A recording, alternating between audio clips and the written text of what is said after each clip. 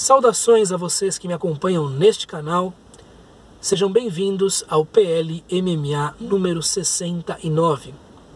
Meditações de Marco Aurélio, livro 6º, capítulos 35 a 38, ou entradas 35 a 38. Tradução de referência, a de Dona Virgínia de Castro Almeida, em domínio público. Você pode acompanhar a leitura que será feita neste vídeo por meio da descrição do que está aqui embaixo. Então, vejamos o que Marco Aurélio tem a dizer de si para si neste ponto das suas meditações. 35. Não vês como simples artífices, ainda que submetendo-se até um certo ponto aos ignorantes, não abandonam, no entanto, as regras da sua arte especial, nem delas se afastam? Não te parece estranho que o arquiteto e o médico respeitem mais as regras da sua arte especial do que o homem respeita as regras da arte que lhe é comum com os deuses? Mais uma daquelas meditações em que Marco Aurélio compara a arte mais importante de todas, a terne bio, a arte de viver, que é dada pela filosofia, pelo amor à sabedoria, a outras artes e habilidades humanas. Nós sabemos que esse ato de ver analogias entre as técnicas humanas e a filosofia vem pelo menos desde a época de Sócrates, a crer nos diálogos platônicos. Sócrates gostava de comparar aquilo que ele estava fazendo a artes, e mesmo a artes mais simples, os próprios artesãos, dos próprios carpinteiros, domadores de cavalos, domadores de cães. Gostava de justamente mostrar que aquilo que ele estava fazendo era algo possível de aplicar no cotidiano. Era algo que dizia respeito à vida comum, que dizia respeito à vida corrente.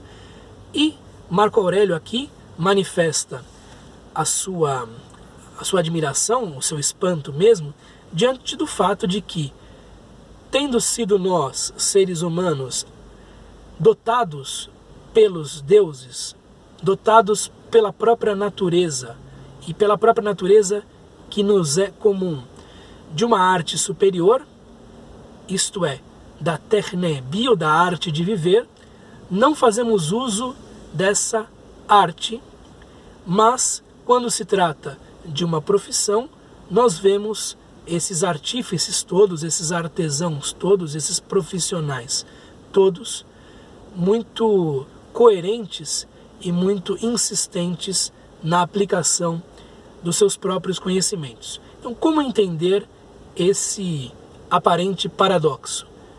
Os profissionais estão sempre com a mão na massa da sua própria arte, e todos os seres humanos que têm à sua disposição algo que vem dos deuses ou da natureza universal, uma técnica para viver bem, uma técnica que vem da filosofia, isto é, do amor à sabedoria, esses seres humanos não estarem, enfim, interessados na aplicação dessa técnica, não estarem tão insistentemente ligados a essa técnica quanto os profissionais.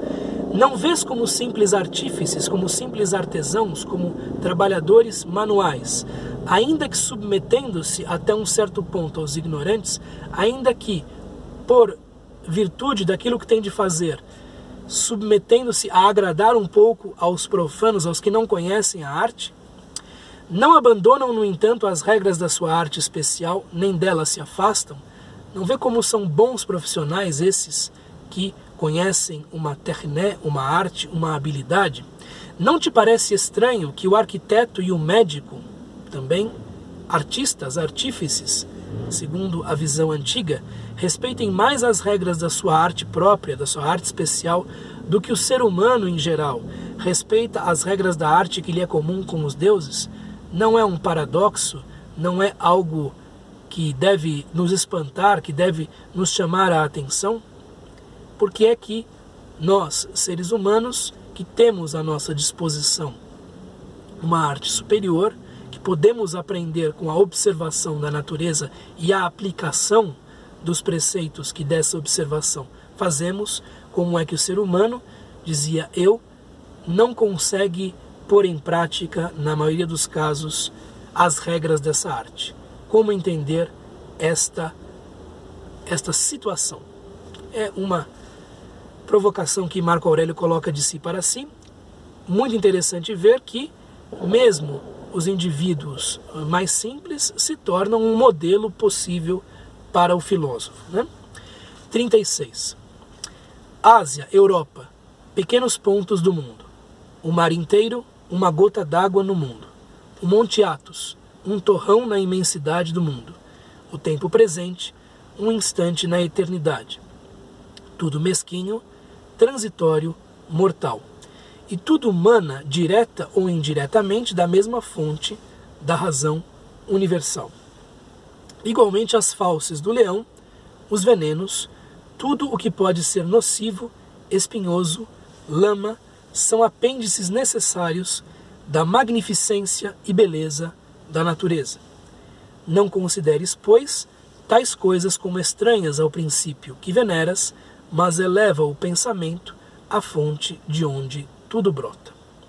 Mais uma daquelas meditações em que Marco Aurélio toma aquele ponto de vista cósmico, aquilo que Pierre Hadot chama de o olhar desde cima, o olhar do alto, olhar as coisas do alto para entender sua verdadeira dimensão, seu tamanho real. Quando, por meio do pensamento e da imaginação, nós nos desprendemos de nossa condição atual e olhamos as coisas desde o alto, procuramos ir para o âmago do universo, digamos assim, procuramos sair da Terra com o nosso pensamento e observamos as coisas desde um ponto de vista diferente, nós percebemos que muito daquilo que nos parece grande, imenso, colossal, incomensurável, na verdade é pequeno, na verdade é ínfimo, diminuto, mesmo microscópico. Este tipo de meditação lembra algo que Carl Sagan, em um dos seus últimos livros, chama de pálido ponto azul. Quando a Voyager 1 chegou aos confins do sistema solar, a pedido de Carl Sagan, ela tirou dali uma foto da Terra. E tudo o que se vê nessa foto é um facho da luz solar iluminando um mísero pixel azul que é a Terra, que é o nosso planeta. E a partir dali, Carl Sagan desenvolve uma meditação que poderia estar no livro de Marco Aurélio, poderia estar nas páginas de qualquer estoico, mostrando que aquilo que damos por grandioso, por grande, por incomensurável, na verdade nada é senão um pálido ponto azul flutuando no meio do vácuo, no meio de um infinito que é praticamente inimaginável para nós. E o que ele diz ali?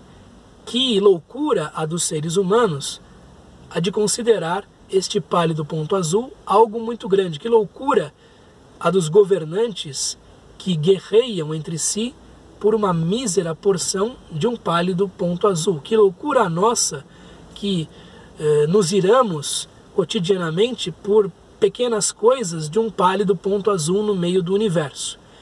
Então, se você é consumido demais pela angústia das pequenas coisas, se a vida atinge você de uma maneira muito angustiante, muito entristecedora, muito irritante, se você é presa dessas paixões violentas, das chamadas paixões tristes, de acordo com a bela descrição que delas faz Spinoza, é porque você não está sabendo colocar as coisas no seu verdadeiro lugar, você não está sabendo se desprender do seu ponto de vista particular e limitado e tentar olhar as coisas desde cima, tentar olhar as coisas desde uma perspectiva, por assim dizer, cósmica ou pelo menos extraterrena, para fora da Terra. Tudo aquilo que nos parece grande e nos parece difícil ou árduo ou, enfim, colossal, incomensurável ou incomensuravelmente difícil ou gravoso, na verdade é uma coisa muito pequena, na verdade é uma coisa ínfima, diminuta, se nós considerarmos o tamanho do universo. E tendo-se em vista que os estoicos acreditam na razão universal que tudo governa, se nós queremos viver de acordo com essa razão universal, temos de fazer um esforço para entrar em sintonia com ela. Não é a natureza humana mesquinhamente concebida o que interessa aos estoicos, e sim fazer esta natureza humana, esta razão humana, entrar em sintonia com uma razão universal. Então a Ásia e a Europa, que parecem coisas imensas, são pequenos pontos do mundo. O mar inteiro, né, uma gota de água no mundo, do mundo. Lembre-se que por mundo ela traduz aqui cosmos, na verdade do universo, da totalidade ordenada. O Monte Athos, grande promontório ali, uma montanha, enfim, bastante alta para nós, né, para a nossa dimensão, lá do norte da Grécia, onde hoje há um complexo de mosteiros da comunidade ortodoxa, né, do cristianismo ortodoxo, nada é do que um torrão, uma pequena quantidade de terra na imensidade do mundo, do universo. E mesmo o tempo presente é um instante muito fugaz, muito transitório, minúsculo, na eternidade. Tudo isso é mesquinho, diminuto, transitório e mortal. É importante notar isso. E tudo humana, tudo é, por assim dizer, tudo brota, tudo vem, né?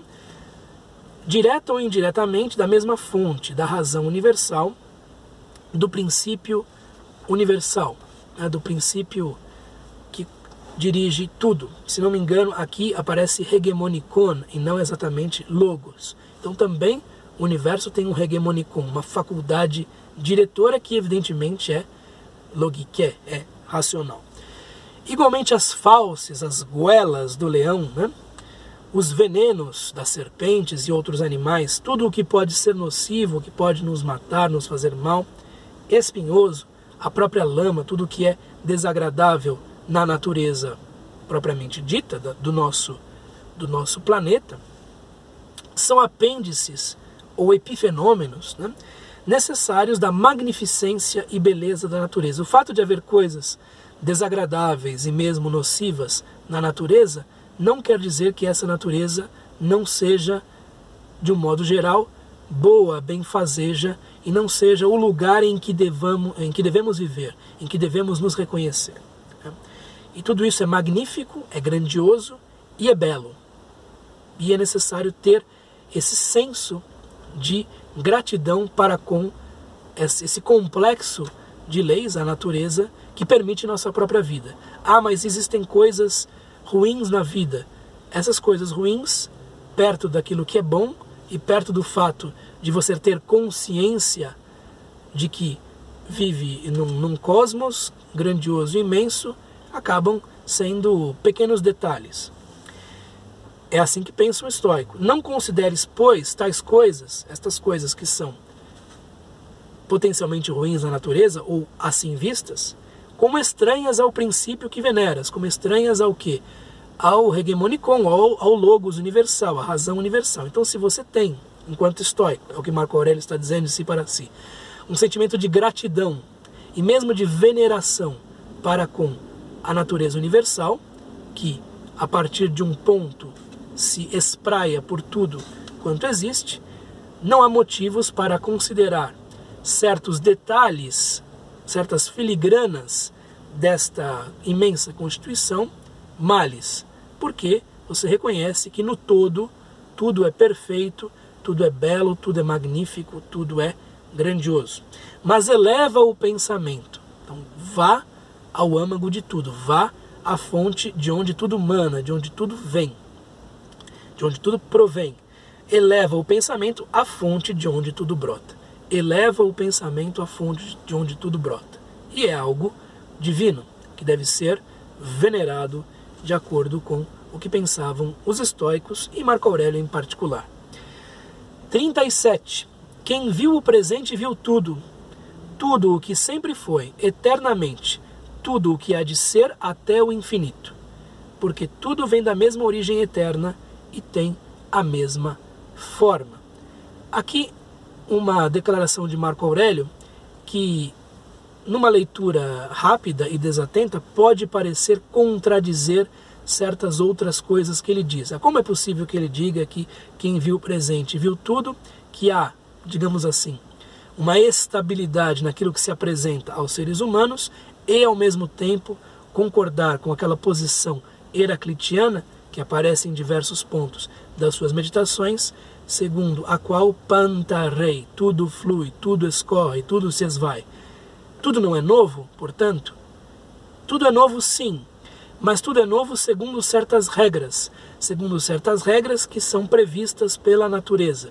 Então essa novidade obedece a, por assim dizer, uma certa estabilidade. E depois de algum tempo, o ser humano que se educa, que educa o seu olhar, que educa a sua percepção das coisas, nota uma repetição de padrões. É assim que deve ser lido este tipo de passagem, à luz de outras passagens que insistem no fluxo de tudo, no fluir das coisas.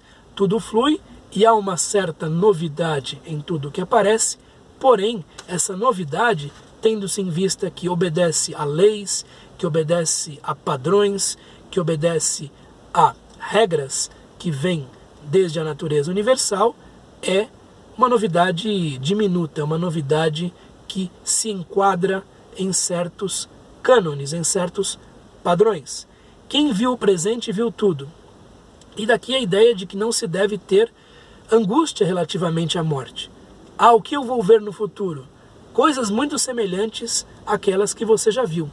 Portanto, se você viveu uma certa quantidade de anos, Marco Aurélio diz em algum ponto das meditações, se você já viveu 40 anos e é uma pessoa razoavelmente inteligente, você já viu tudo o que tinha para ver. Algumas pessoas chegam à velhice com um senso de cansaço daquilo que vem, com uma noção de repetição da vida, com um tédio mesmo imenso. Por quê? Percebem que há uma repetição na vida política, na vida cultural, dentro da sua própria família, ok? Tudo isso pode nos causar uma espécie de vertigem, uma espécie de náusea, na verdade, Como não causar essa vertigem? Como não se desgostar frente a essa realidade que pode ser, na verdade, meio deprimente? É necessário ter um ponto de vista superior, elevar o pensamento à fonte de onde tudo brota com muita frequência, para entender que, apesar da repetição, apesar do possível tédio que se insinua nas coisas, a vida ainda tem um propósito, ainda tem um sentido justamente na ação. Quem viu o presente viu tudo, tudo o que sempre foi, eternamente, tudo o que há de ser até o infinito.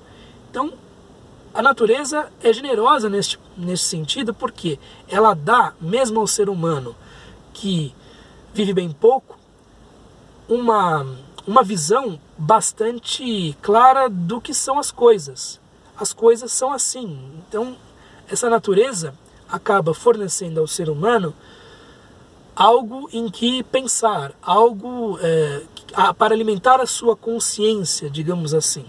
Então você já viu tudo o que tinha para ver, se tem uma certa idade, e portanto se sai da vida, se despede da vida, despede-se já tendo visto tudo aquilo que importa, pelo menos. Porque tudo vem da mesma origem eterna e tem a mesma forma. Aqui Robin Hard vai escrever o seguinte na meditação de número 37. One who has seen the present world, aquele que já viu o mundo presente, has seen all that has ever been from time everlasting and all that ever will be into eternity. Quer dizer, já viu tudo aquilo que existe desde o infinito passado, até tudo aquilo que vai existir para o infinito futuro. For all things are ever alike. Todas as coisas são semelhantes, in their kind, no seu tipo, na sua modalidade, and in their form, Então alguém que já viu o mundo presente, já viu tudo o que importa, já viu tudo o que existe, desde o infinito passado até o infinito futuro. E algo muito semelhante nós vamos ver aqui na meditação 38. Medita muitas vezes, pense várias vezes, no encadeamento de todas as coisas no mundo e na sua recíproca ligação. Estão, por assim dizer, entrelaçadas, e entre elas reina uma estreita simpatia. Com efeito, derivam umas das outras, e isto em virtude do movimento e conexão que lhes são comuns e da unidade da substância. Pense muitas vezes no modo como tudo está interligado, como tudo está conectado. Aqui, certamente, os estoicos concordariam com aquela ideia do efeito borboleta, que se uma borboleta bate asas aqui no Brasil, um tornado é causado no Texas. Por quê? Porque é uma interligação de tudo. E isto nos mostra o quê? Nossa responsabilidade. Porque se tudo está interligado, nossas ações importam.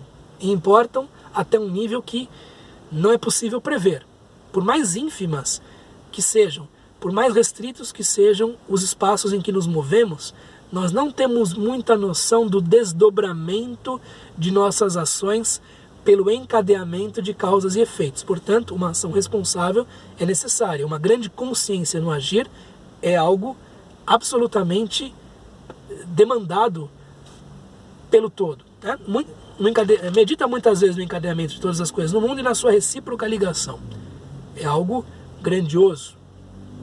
Um infinito nexo de causas, né? Como diria Spinoza.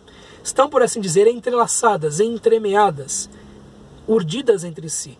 E entre elas reina uma estreita simpatia, solidariedade, uma responde à outra. Né?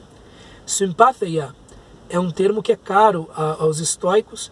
Se não me engano, não aparece nessa passagem mesmo, mas a ideia da simpatia de todas as coisas, isto é, a ideia de que todas as coisas respondem umas às outras, de que são solidárias, por assim dizer, de que estão em sintonia, é algo importante no pensamento dos estoicos e, sobretudo, no pensamento de Posidônio. Com efeito, de fato, por conseguinte, derivam umas das outras, uma coisa deriva das outras, do encadeamento de causas e efeitos.